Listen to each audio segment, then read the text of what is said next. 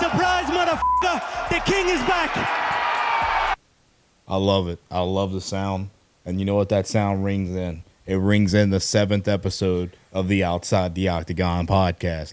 Welcome back. Thank you so much for tuning in. If you're here listening, I really appreciate you. Jude probably appreciate you as well. I'm the host of this bad boy, Mr. Charleston Payne, the one and the only, alongside the one and only, the legendary, the GOAT, man. Like he's been up there, like I've said before, in the GOAT talk of this podcast and co-host world for a while, in my opinion. And your opinion might be different. And if it is, you're wrong. Anyways, glad to introduce him again. Jude, thank you for being by my side for the 7th episode of the Outside the Octagon podcast. It's great to be back, and we are filming this on Memorial Day, so I had to whip out the American flag shirt. You may catch this shirt in a couple episodes because we may be doing more than one episode today. We do pre-record. The rumors are true, I guess. Yeah, the rumors are true. They are pre-recorded. But that doesn't mean they're scripted. That doesn't mean they're fake. I mean, my hands are clean. The glove doesn't fit. No OJ, baby. They are one take, though. One take. We get this thing, we sit down, we click that red button right there. The only thing I edit out is the first 30 seconds of me just absolutely just going dumb in the mic, like coughing and stuff, just to clear the air, and clear everything up. As does Jude over here. We kind of got to get in that talking mode, get our talking faces, get our talking voices on. Yeah. So we don't really leave that in for you guys. If you'd like for us to compile that, maybe one day way later in the future, leave a comment, let us know. Yeah, maybe we'll have to do a little live episode at some point. But I don't think we're ready for that yet, but maybe at some point, yes. At some point, maybe whenever we hit monetized levels on YouTube or something, maybe 1,000 subs or something, we'll do something like that. I think that would be pretty dope. I think it'd be a cool idea. Anyways, lucky enough for me, at the very beginning of this week, at the time of this recording on Memorial Day, I got to go visit Dustin Poirier, and as you could tell, he gave me a shirt out of his closet. And at the time of this recording, we're going to be previewing a little bit of some of the upcoming fights for the month of June. I know there's a lot of great fights out there, a lot of great cards. We haven't really got a chance to really look into some of those UFC fights that we got up in the future. We've kind of touched on them a little bit, but this is going to be a true 302 preview, as well as getting a couple of little early previews down the road and stuff, which like we said before, for the Hamzat fight, we're going to come back and do another video for McGregor. That's definitely going to be a big thing. We're probably going to do 2 or 3 about that, I'm sure. But I'm sure we will. There's all kinds of stuff to talk about. If there's anything that you would like to hear us talk about, comment that down in the comment sections below. We do take y'all guys' advice, and we will be listening to your opinions. So whatever you have to comment, we will comment on that. Drop a comment. We check every single comment we get. We check every DM we get. And as always, the DMs are open. And speaking of DMs, might as well go ahead and point out the Instagram, right? Follow us on Instagram at Outside the Octagon Pod _. And Jude will point out a spot for that bad boy to go right now during the episode. Right there over Max Holloway? Right over Max Holloway. All right, I like it. Max Holloway is going to be the holder of our IG this go round. Yes, sir. But no, I think we got some pretty great topics lined out for this episode. And without further ado, I think we should go ahead and get into that. So, Jude, bring up a fight that you want to talk about first that's going on in the month of June. I think we should wait to talk about Poirier for a little bit. Okay. And so a free fight in the month of June, because who doesn't love things that are free? Speaking of free things, giveaways coming soon. Get our followers and subscribers to 500, and we will be doing a nice giveaway. But free fight, Hamzat Chimaev versus Robert Whittaker. That's going to be a great fight that I'm very excited to watch. It is in the later part of June, but we're coming up on it very quickly. Yeah, that's going to be an absolute slugfest. Very exciting fight. It could go either way. Right now, me personally, and I know you'll be able to drop your kind of early prediction on this too here in a moment, but me personally right now, I'm thinking Hamzat by submission in about the 3rd round or so. Yeah, I honestly, this is a fight that I'm going to stay far away from. I will comment my takes on it. I personally lean towards Hamzat, but I could see Robert Whittaker winning this fight. This is a fight that I really don't have a favorite in. I couldn't tell you which. I do lean towards Robert Whittaker, as far as who I like more, but I think Hamzat's just got the slight edge with he's just got a few more years of a little more tread left on the tires, so to say. So, I lean towards Hamzat a little bit. I do like Robert Whitaker a little better. So, but I think Hamzat could get it done by ground and pounding Robert Whitaker out of the fight. Just get on top of him. That's what he typically does, and just hold him there and pound him. Right. I mean, No diddy. I didn't even think about how that sounded until after I said that, man. So, dude, we need to get a sound bite of that. no, I know. Like we say that, because like I mean, we got the sound bites, man. Like these things are loaded up, dude. Like I haven't really got to show these off for the YouTube because I was dumb and didn't realize I had the soundboard volume off for the last 2 videos we did. But let's just give them some example. Which one's like one of your favorite? Actually, I have to do this one. Yeah, that's a classic must. right I there. mean, that's just an absolute classic. You get the air horn going. You know, that's whenever we say something that might be a little bit of a hot take. You know, maybe if you got to get a little pause going for like the no ditties. You got the little record scratch, like, whoa, slow down. Yeah, Take a step back. But no, I mean, enough talk about the soundboard. The next fight that I kind of have on my radar, building off the Hamzat Chimaev fight, I got a guy that fought Robert Whitaker most recently. I think I want to talk about Paulo Costa versus Sean Strickland. We've touched on this fight probably 2 or 3 times before in our past episodes. You and I have had a lot of back and forth conversations about the fight, how we expect it to go outside of the podcast. You know, me and you both have similar but differing opinions in a sense. So I think it's going to be a great fight to watch for you and I because it's really a toss-up. You know, like, I mean, I've made my case already for why Paulo Costa wins, and I made my case for why Sean Strickland wins. And I think you've pretty much done the same. So I'll let you go ahead and start it off with this one with, like, how you think your official prediction for Sean Strickland versus Paulo Costa. Man, so that's another tough fight. There's a lot of great fights coming up, by the way, this whole month of June. Even in boxing, even though I'm not going to watch it. Mike Tyson, Jake Paul. Speaking of, we'll talk on that press conference later because that was a no-diddy type press conference right there. But back to the topic, Paulo Costa, I believe, will win this fight because Sean Strickland uses the Philly shell. It leaves his body very open. Paulo Costa, very good body striker. And he can take a lot of damage. But Sean Strickland, he has a lot more power than expected. And he can just overwhelm you with volume. So I could see Sean Strickland win this fight. I just lean towards Paulo Costa because I think he leaves his body a little too open. And I think Paulo Costa will get it done with the body work. First of all, before I give my official prediction, I want to say these guys are probably my 2 favorite middleweight fighters personally. I love both of their styles. I love both of them, what they do in interviews and press conferences. For sure. I mean, first of all, they're going to be facing each other in this. The press conference is going to be freaking hot. Like, I am excited about this. Like, I'm like itching to see this press conference. I mean, Dustin Poirier is not the greatest of all time, building up fights, hyping up fights. I mean, the only thing he really said that was ever cool was like he felt his right hand, though. You know, like that was probably like his best thing. Other than that, it's like diamonds are made in pressure, and I'm the diamond. You know, like diamonds are created under pressure. Or like, I know what I got ahead of me. I know the challenges. I know the competition that's ahead of me. Trust. And that's kind of like Poirier's whole press conference thing every time. Yeah, but Paulo Costa and Sean Strickland is on the other end of the spectrum. I mean, they say whatever they want. They do not care what people think. So that's going to be a great presser just with those guys on it. Plus, Kevin Holland will be in that press conference, I believe. Yeah, Kevin Seems Holland like we're going back to the big pressers, which I like. So Kevin Holland's a good talker for sure. You never know what you're going to get in the cage. You also never know what you're going to get in the presser. Yeah, I mean, I'm very excited for this entire card as a whole. I think it's a very good card. A lot of people are saying that it might not pan out the way you want it to. That's any fight card you make. Like 300 very well could have been a disappointing card. The fighters made that fight as good as it was. Yeah, I mean 301. Everybody's like, oh, this is the worst card that's ever been made in history. Ended up being pretty solid. Probably like in my top 20 favorite cards. I don't know about like Jose Aldo's return. It was good. Anthony Smith dropped the Gilly. Oh no! I mean, I enjoyed the card. Speaking of 301 and Jose Aldo looked absolutely incredible in his return. He looked like prime Aldo. I know it went to decision, but he looked like prime Aldo again. I know he just lost to Marab and everything. He took the year off and he comes back, but dude, he looked impressive.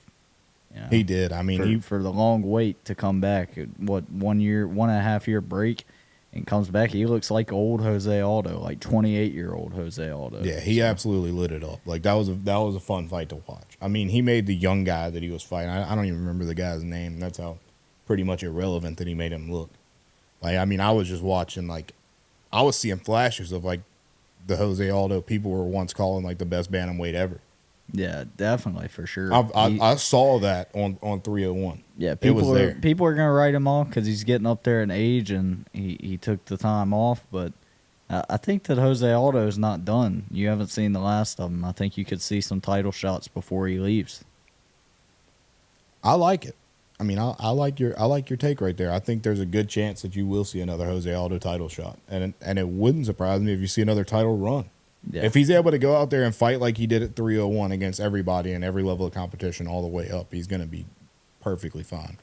But I kind of skipped out on giving my prediction for the Strickland Costa fight. So let me go ahead and get right back into that. I'm sorry about that, you guys. Let me readjust right quick because this is going to be a hot take here. You know, me and Jude have some differing opinions, and you already know. Go check out the Instagram at OutsideTheOctagonPod_. We'll be dropping every single full card that we have for every UFC main event. We'll drop our card predictions there on Instagram, where we usually like circle it, put a check mark over who we think's going to win. And so far, Jude and I have been relatively hot. You know, we've been doing pretty good. I think I missed 4 fights on the 300 card and like 5 on 301. And Jude missed like 6 on 300 because he had Jamal Hill and I had Pereira, and he also accidentally took the wrong fight. Oh, yeah, I forgot in about that. In the Jessica Andrade fight. Yeah, I apologize if I cost you money. If you looked at mine and picked the wrong one because I circled the wrong one. But look, that's why you need to listen to the podcast. Don't just necessarily just check the Instagram. Show the Instagram some love too, but listen to the podcast because we have great takes on here, and sometimes those can be lost in translation. Right, absolutely. But my prediction, and I've said this before, I'm just going to go back into something I've already said. I'm going to dig up the archives here. Is that how you pronounce that word? Archives? Or is it archives? I don't know if it's archive. I lean towards archives, but it could be archives. Archives just sounded stupid when I said that. So I don't know. Look, we're going to leave that in just because, but like, just because like it's just a dumb moment. But like, I'm going to dig into the archives. I'm going to say it like that this time, just so maybe one of them sounds dumb and I kind of even it out. Yeah. But I'm going to dig deep here, go back in time, put on my thinking cap right here, and I'm going to tell you what I think is going to happen in that Strickland Costa fight. I think, and like I said, I've said this before, Paulo Costa is a high output fighter in the beginning, low output in the end. He hasn't had very many 5-round fights. Sean Strickland, low output in the beginning, high output in the end, and he's had more 5-round fights recently, especially, than what Paulo Costa has. So, like I said earlier, I mean, me and Jude have differing opinions, but it's also kind of the same. I got Strickland winning just because I think he's going to be able, like, the Philly shell defense, sure, it leaves the body open, but I think he's smart enough to know that Paulo Costa is just incredible at getting down to the body, getting down to business, getting down and dirty down there. Pause. No Diddy. We need to go ahead and get the no Diddy sound. Yeah, we may have to get that on next episode. But no, man, I mean, Sean Strickland knows that he can go for the body, I feel like. So I feel like you might see a little bit of change in like the way he reacts to low shots. So I'm hoping that's what you see out of Strickland, and that's why I think my prediction will be right, is because I think Strickland's going to adjust to the style that Costa fights at. And I think it's going to lean in his favor because of how high output that Costa's going to be in the early rounds.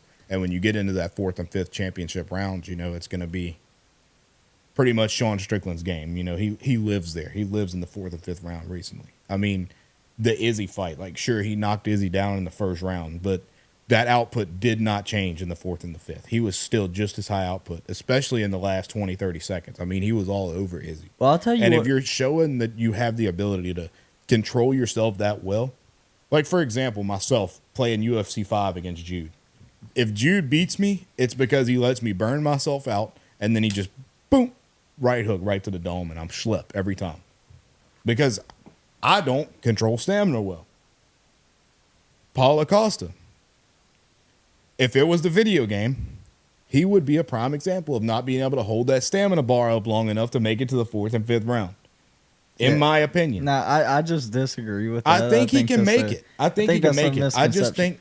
I think his output's going to go down where Strickland's output's going to go up. No. And when Strickland goes up and Costa goes down, he's going down because he's wearing himself out too early. And Strickland's going up because Strickland controlled himself that whole time.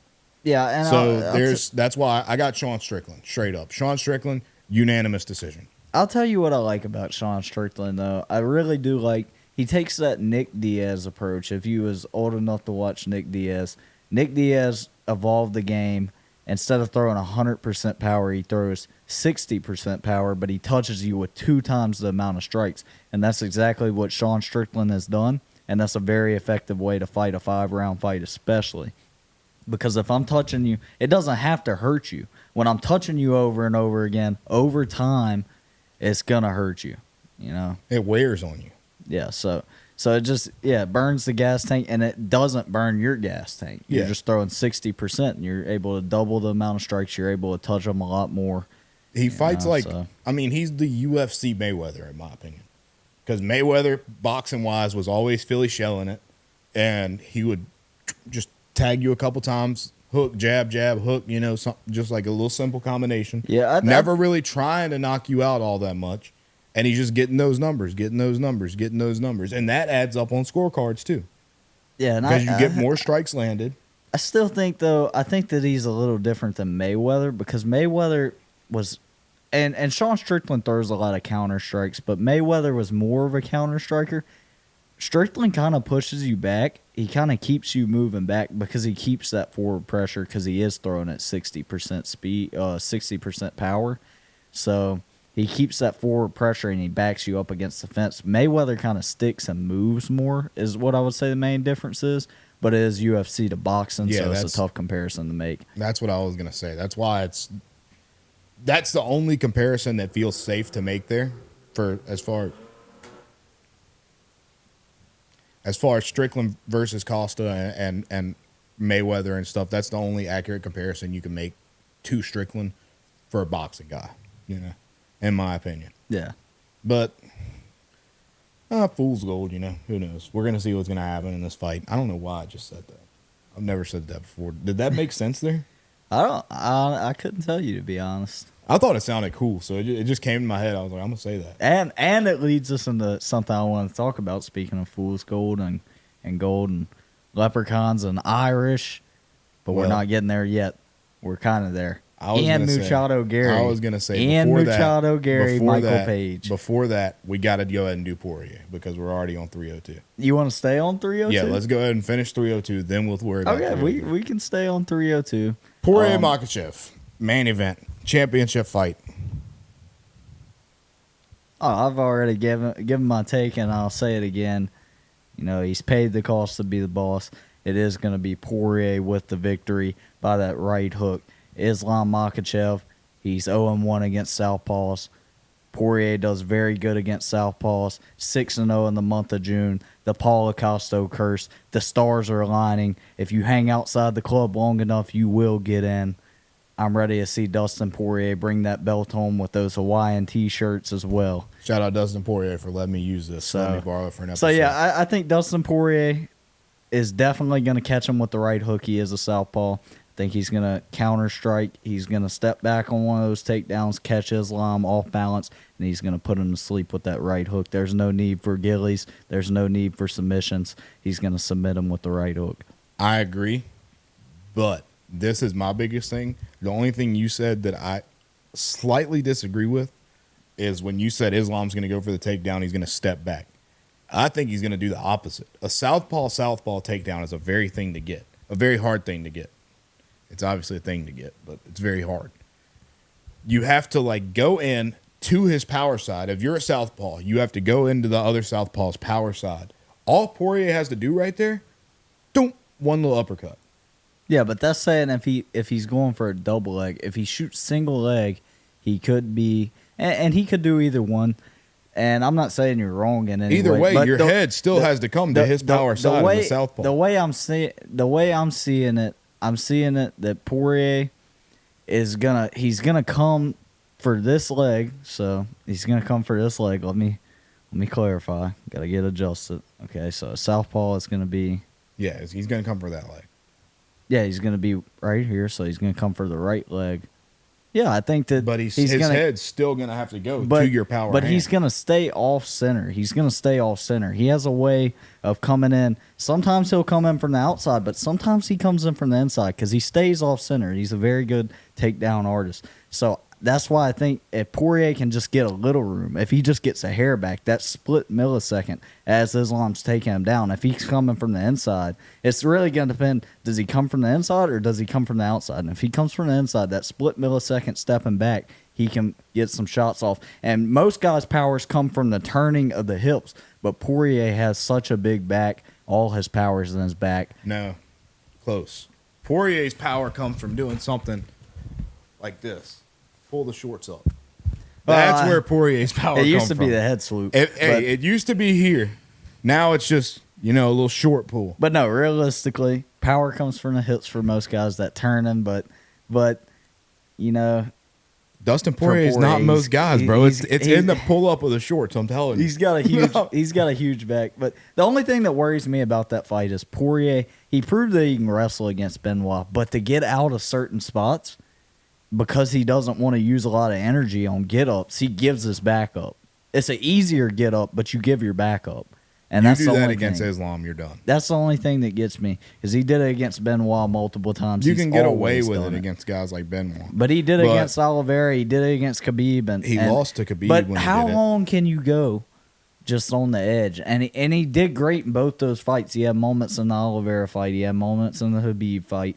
But, he's just got to learn. It's not about the Gilly. If he jumps Gilly, it's not over. It's about giving up his back. That's what the problem has been in his whole career. You can't knock him out unless you catch him with something just crazy like Gaethje caught him with. So I'm not worried about on the feet. I think he's one of the best boxers. Maybe we'll have to do a top 10 tier list for boxers in the UFC at some point.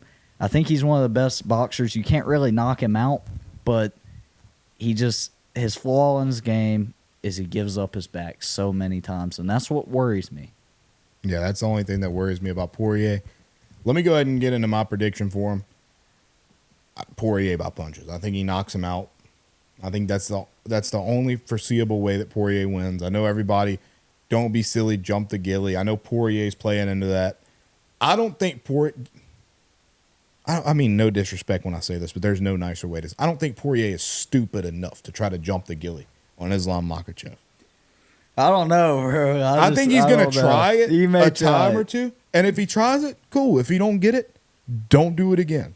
Because I promise you try to do that more than 2 or 3 times against Islam, but if you're in for a world of trouble, But brother. if he does, he just proves everybody wrong. Just winning this. Like Poirier said, this is just like a Rocky movie. Everybody's counting him out right now. And I really believe that he's always got a puncher's chance. I mean, he's always got a fighter's chance. The dude's a warrior. And I believe that everybody doubting him will have no more doubt when Islam's laying flat on the canvas, lifeless, on Saturday night. So I agree to the fullest, man. I mean, I think Poirier is going to knock him out. But look, we're going to kind of like speed things up a little bit, so we're not going to talk about the main Irish fight. But there's one that I want to talk about, and that's right the now one I was trying to lead into. That we have to talk about is going to be Ian. Can you say it? Can you say it? I say we need a sound bite for it, but I'm not going to say it. I'm not going to say it. You don't think we can say I'm it? not going to really get caught up in no shit. Because I'm not trying to beef with any of these guys because anybody would be a cool guest to talk to. Everybody's got a story to tell. So I'm not going to start no shit. Won't be no shit. Yeah. Ian Machado Gary. That doesn't sound right. I'm so used to the other but word. No, I just... All respect by to him. laughing, He's a great fighter. By laughing, you got the point. You understand. Ian Machado Gary fighting Michael Venom Page. First things I got to say about this fight. Everybody, this guy right here to my left included, doubted Michael Venom Page a couple months ago in his first fight in the UFC. I did not. I had zero doubt about him. And I'll tell you what, I still feel the same. I think Ian Gary's, he's a good fighter. Like, I'm not a big fan of the person Ian Gary personally, but I think he's a good fighter. I don't think he's on MVP's level, though. I think MVP is like kind of a notch ahead. And he hasn't fought a style like MVP. And that's a hard style to adapt to. It's kind of like the Jiri thing, you know, like we talked about Jiri before, how Jiri's hands are low. It's hard to adapt to where those punches are coming from. It's hard to read them. And if Michael Venom Page can go in there and lay on a high volume of punches in the first and second round before he's able to truthfully make like a big adjustment, that's going to be all she wrote, I believe. I think Michael Venom Page gets it done by knockout. And that is a way too early prediction. We'll get some like insiders like look into fight camps and stuff. See what we think a little bit closer to 303 time towards the end of this month. But I got Michael Venom Page right now by knockout is what I'm thinking. That's what I'm seeing here. That's what I've been seeing. Like, that's how I feel that fight's going to go. I think Ian Gary's about to get that first blemish on his record. I mean, he's already got enough blemishes on himself anyway. But, Jude, go ahead. What you got for this fight? Listen, you can call me a D1 hater, but I'm not D1. I'm a professional hater, and I'm going to stay on the Michael Venom hate page. You know, I don't like the guy. I don't like the way he fights. I don't like the way that he taunts and the way that he does all this weird stuff after the fights, like roll Pokemon balls. Ian Gary may be more of a man than Michael Venom Page. So that's a crazy take. I'm going with Michael. I said Michael Venom Page. I'm gonna be going with Ian Gary. I think we will make a better prediction as the fight gets closer, but as of now, I'm gonna go with Ian Machado Gary for the victory by submission. I don't know. I think that's by rear naked choke. I think it's gonna be a good fight. Because you saw Rebellis. Everybody thought he couldn't be beat. His ground game was untested. When have you seen MVP on the ground? Not much. Ian Gary's good on the ground, bro. He's good on the ground. So I think that's untested territory. He's a super smart fighter. Ian Gary's a super smart fighter. I think he's going to take MVP down. MVP moves a lot, but you can catch him off balance moving back. So I think the single leg or a trip will be there for Ian Gary, and once it gets to the ground, rear naked choke, easy victory for Ian Gary. Come out with no scratches. I got Michael Venom Page, like I said, by knockout at the moment. We'll see as it gets a little closer to that fight. We're going to save our take for the Conor McGregor fight until probably the next, or episode after next. We'll talk about him a little bit probably. But for now, I think that's going to be a wrap for this episode of the Outside the Octagon podcast. As always, follow us on Instagram. There should be something that pops up right above my head right about probably 10 seconds ago or so. And it's going to have a little link that you can click. You click right there. It'll automatically take you to be able to subscribe to our YouTube channel. If you could just take those 2 extra steps and do that, I would really appreciate it from the bottom of my heart. Actually, I got that wrong. Sorry about that. Leaving this in there because, like I said, raw, uncut, unedited. Over there by Jude.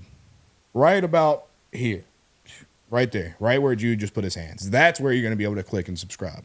Right above me is going to be a link to our last video episode. Please click that and take a look at that because who knows? You might see some interesting stuff in there. I know the last episode we released was pretty cool. I enjoyed doing it. You know, the top 10 aesthetic fighters in the UFC. So if you want to hear our takes on that, click right above my head. If you'd like to give us a subscribe, click right there where Jude's stomach is. You know, just take your time out of your day to do it for us. It's not that big of a deal. Click that thumbs up button. We appreciate you listening. Follow us on Instagram at OutsideTheOctagonPod_. Thank you so much for listening, Jude. You got any kind words to leave these people with? Oh, I just want to say, like I said, in comments, any suggestions, any content that you want to see, just comment that right down below. We will be reading, we will be replying, and we will be giving you what you asked for. And if you like the content, click on another video and another video until you've watched all the Outside the Octagon and liked every video because there's so many great takes that you could be missing in the MMA world. I'm telling you. I mean, well said, Jude. And well said on everything that you've done today, as always. The guy's absolutely incredible. I mean, freaking GOAT material, man. GOAT material. But that's it for the Outside the Octagon podcast. Thank you so much for listening in. There's going to be 2 episodes this week because we're also doing a guest episode. So stay tuned for that coming Friday.